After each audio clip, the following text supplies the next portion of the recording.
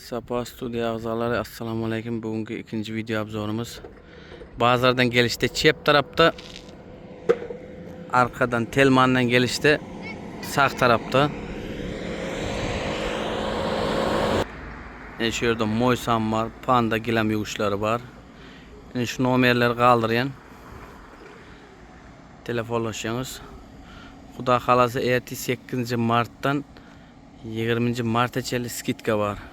Kvadratına 9.000 so'mdan yuvan bolsa, roza qutorincha 6.000 so'mdan yuvuyor.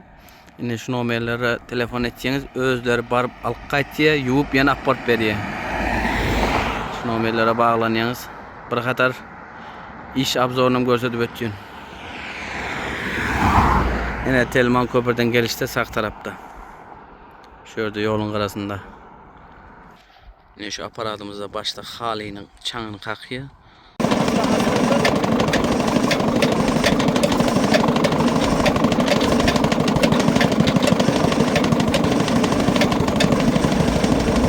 Yine ağaylar Roza bayramda Rovşan dostumuz skitka koydu.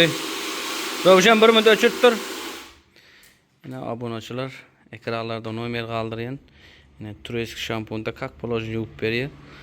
Bundan ön 9.000 so'mda kvadrada hazır 6.000 so'ma düştü. 12 gün skitka oluyor. Oçurt bilen işlep veriyor da qalasa. Halini tavşıran soň 3 gün 4 günde qoşuruyor özüňize. Özü barıp alıp qaytıyor. Yine özü apparıp qoşuruyor.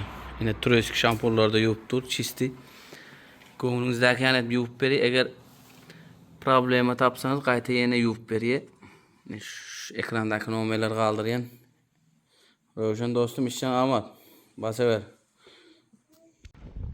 Ağaylar yine yuvulan hali 2 gün 3 günde qoşuruyor. Kak polojunu täze halayan edip qoşuruyor sizlere.